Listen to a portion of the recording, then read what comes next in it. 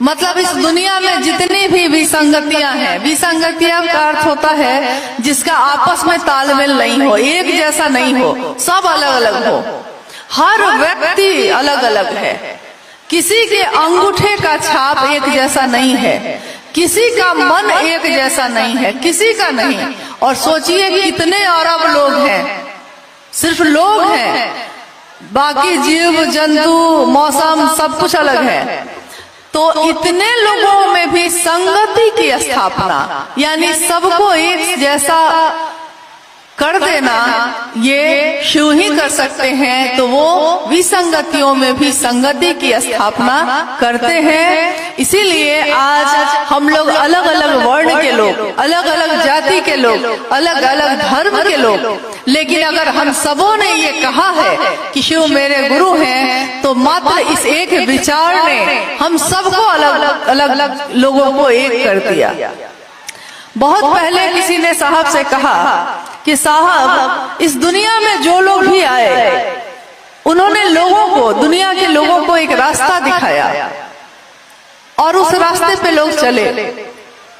एक दिन वो शरीर से चले गए, जो जिन्होंने रास्ता बताया वो शरीर से चले गए।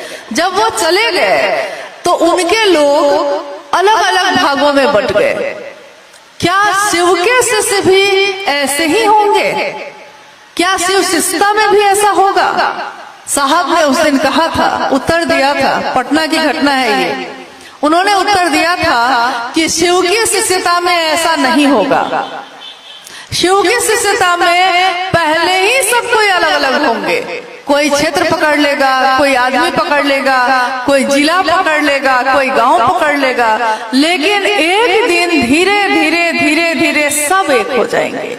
और जब एक होंगे तो फिर ये एक फिर कभी नहीं टूटेगा। इसलिए शिव की धारा, शिव की शिष्यता की धारा हमेशा पावन रहेगी। एक ही धारा रहेगी जो मूल होगी, उस धारा के साथ रहने वाले उस धारा के साथ बहते रहेंगे।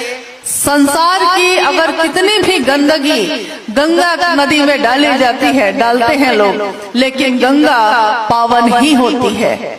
चाहे शिव की शिष्यता का नाम लेकर लाख कोई आएगा और अपनी गंदगी इसमें समाहित करेगा, मिलाएगा, लेकिन शिव की शिष्यता मामूली नहीं है। ये धारा, ये ऐसी तीव्र धारा है जो ऐसे मानसिकता के लोगों को अपने आप किनारे करती जाएगी और ये मूल धारा अपनी मंजिल भगवान शिव के तरफ बढ़ती जाएगी।